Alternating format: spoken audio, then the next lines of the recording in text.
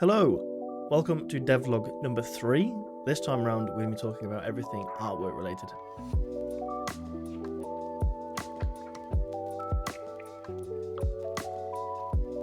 So, we should probably talk about the main character of the game first, or the player character.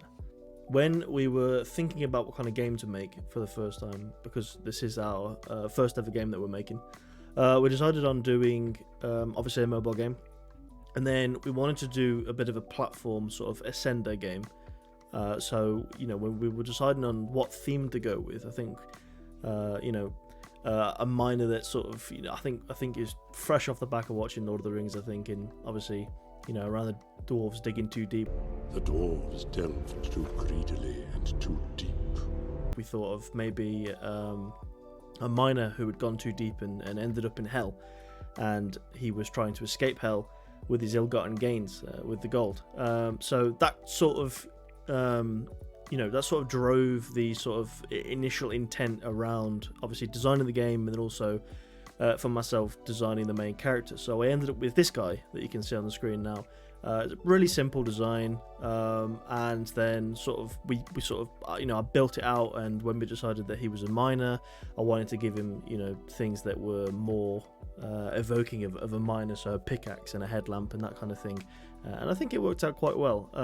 The character actually went through a few different iterations, but pretty happy with the end result. So let's talk monsters. Obviously, we can't have a pesky little miner trying to get away with Hell's gold. So, obviously, Hell's going to defend itself. So, yeah, we have monsters in the game.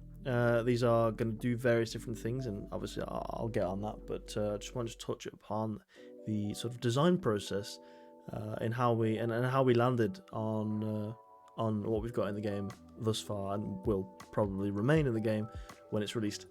So I'm not going to cover each and every monster in depth, but firstly I wanted to talk about the Minotaur. So the Minotaur, Bull Demon, whatever you want to call it.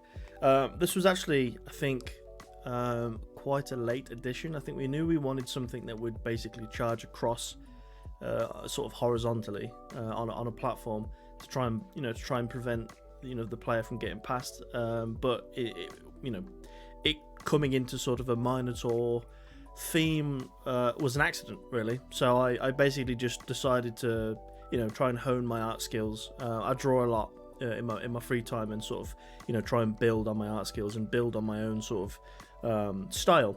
And so I just started to draw a Minotaur, and I thought actually quite cool. Let's get this in the game. So I did a first version.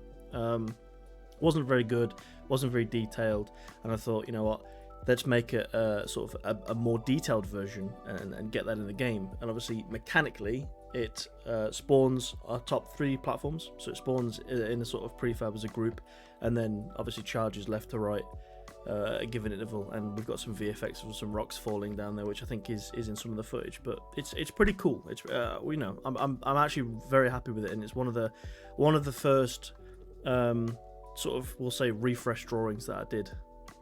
The little red demon, so in the game we have that is the jumping demon.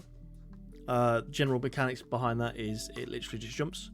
If there are platforms above it, it can climb as well, which is pretty cool. So if the platform spawns are just right, you can have a demon climbing with you as the player, which is always actually quite fun in the game. It's an unintended mechanic, but one that we actually quite liked, so we're keeping in the game.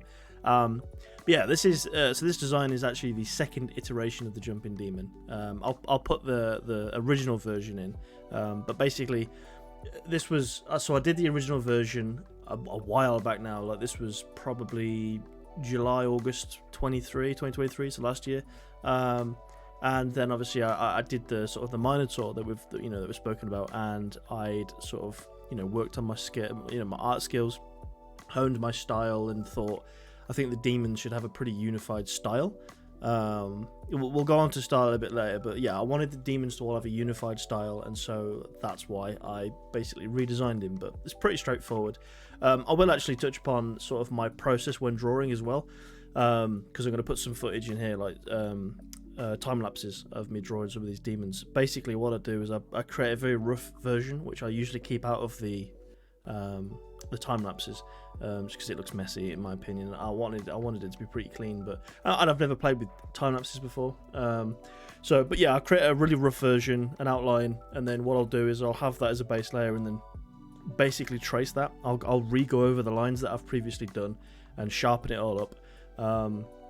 I've edited the time lapses so they don't look as messy, because usually there's a lot of undoing and going back and going forth, and it just looks a bit crazy. So I'm trying to keep them fairly succinct, but that's that's kind of like the thought process behind it. And then once I've got the outline, I'll add obviously the bold black shapes and sort of the lines, and then I'll go in with color. And to do the color, I basically start with the darker colors, and so there'll be a layer above, and then underneath I'll add a layer which will be the next shade, and progressively make my way lighter, with the final layer being the layer at the bottom being the most light. I think it's a little bit backwards. I think people usually start with the base layer being the darkest and then sort of add layers on top rather than underneath, but I just found that this process works for me, and I can sort of create the sort of shapes and the sort of shading that I want by leaving areas for light color instead. It's just the way my mind works. We all have our own ways of doing things. I will briefly touch upon the ghost. So the ghost was again a fairly late addition to the game. We wanted so we had the demon, the bull demon, which charged left to right and created sort of a horizontal blocker, if you will, to the player. Obviously the jumping demon is that vertical threat. We do have the caster demon, which I'll come into in a minute, but also we needed something that sort of moved around a bit more, so that's why we come up with the ghost demon. Originally I was going to do a winged demon, and I started to draw that, but I felt like we did it a little overboard with the whole demon aspect of things, and kind of wanted something different in the game. So I thought a ghost might look pretty good. So yeah, we have a ghost in the game, and basically mechanically it drifts in a circle around the platform that it's spawned at. It's fairly simple, fairly straightforward. I realise I've been saying that some of these editions have been late. By that I just mean most recent. The game's not out yet. But I just wanted to clarify that. But no, the caster is next, and the caster was a funny one because we had a horizontal monster that blocked the player. We had a vertical one in the jumping demon, and then we had a floating one that sort of floated around a platform and was a bit more tricky to navigate. So we wanted one that acted a little bit differently mechanically. I felt like we had all of the sort of movement bases covered without making the game too impossible. So we decided, we decided to add in a caster, which basically fires a projectile at the player. We've been testing this as we've sort of been doing various builds of the game and tweaking and balancing things, and this guy is pretty strong. Although now we feel like we've got him in a pretty good place. This guy was very, very OP when we first added him into the game. But sort of the design motif around this guy, basically I wanted to go for a bit more of a shaman vibe, so I was sticking with the demon theme and the hell theme, but yeah, wanted to really visually differentiate him, keeping with the style that I mentioned earlier. So all of the demons have pretty sharp colours, obviously that bold black sort of shading and outline, but yeah, I just wanted a slightly visual difference in the aesthetic of the different the demons. So yeah, went for a shaman vibe, and in the game now he casts a ball of lightning, and we got some VFX on that, and it looks pretty cool. I will add some footage if we have it, but yeah, no, I'm pretty happy with it, and I feel like when I was drawing this, because I did the Minotaur first, and obviously the Minotaur was the one where like I kind of really established my sort of style. I moved on to the others, and I think the caster demon I'm pretty pleased with. I'm pretty pleased with how it turned out. So that's the monsters that we have in the game and sort of the artwork behind them. I realised that this video is now a lot longer than I wanted it to be. I actually genuinely expect this video to be around 6 minutes. All in all, I still want to go through some of the artwork in the actual game that's not character based. So I'll do that now. But just a quick note. So I mentioned visual style earlier, and obviously I wanted to make sure that the demons had the same visual style. Now, I have had some feedback, and this has been a discussion in with us making the game, but the player character and the demons have a slightly different visual style, and that is intentional. So the idea behind that is that the player is not of the same realm that the rest of the creatures are, so they visually look slightly different. It's pretty much like it's very, very similar, but there are some slightly obviously differences. The monsters are obviously a lot more detailed, but that is intentional. I mean, it's intentional because that's my lazy way of saying that I did the player first, and a very long time ago. I did the player back in June last year. Really happy with him. Don't want to change him, and then started doing pretty detailed artwork for the demons and liked those. So yeah, it's intentional basically. Finally, the rest of the artwork, the background artwork and the platform artwork. So the background artwork has gone through a fair amount of iterations and changes. When we first decided to do this kind of game, we had the idea to basically have an end goal for the player. So it was basically going to start in hell, and you'll make your way through various different themed places. So we've got hell, we had the underworld, caverns, fossils, oil field, and then soil. And then right at the end of the game, obviously the player would have made it out. However, we didn't like that because not really fan of the idea of having an end game on a mobile game, and we kind of wanted some, we kind of really wanted to test ourselves. So in terms of features and gameplay loop and things like that. So we decided to do a continuous game, which it is, and it's based on high score.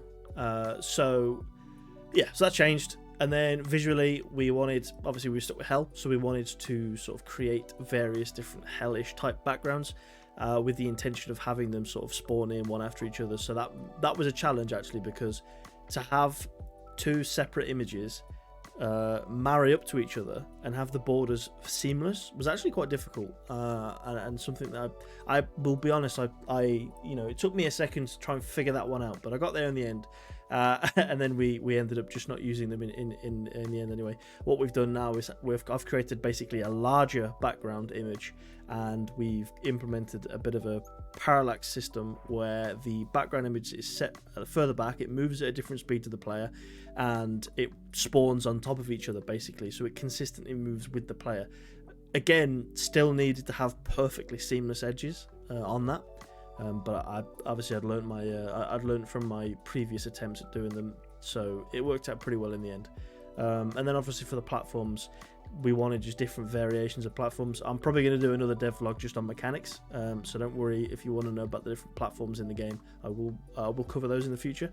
But yeah, various different platforms with different, because we want the platforms to do different things, they needed to be visually different, and so I think we've achieved that. There's a bit of VFX that needs to be implemented, but the game is art-wise largely there. We are pretty close, which is very exciting. So I realise I've rambled on for quite a while now. As I mentioned before, I did not want this video being this long, but I hope this gives you a little bit of insight into the art process for this game. Now, I appreciate, obviously, I'm not an expert, and art is something that's a bit of a passion project. I do it in my spare time. I'm completely self-taught, so there might be things that I've been doing that I might not the right things to do, but they work for me, and I think that's the most important thing. As long as you can find something that works for you, then it doesn't matter what everyone else is doing. But I hope this gives you a bit of an insight and maybe some inspiration to get out there and start cracking on some of your own passion projects. But no, I really appreciate you guys listening. Thank you for joining us on our journey. We've got some pretty exciting news coming up very soon, so stay tuned for that.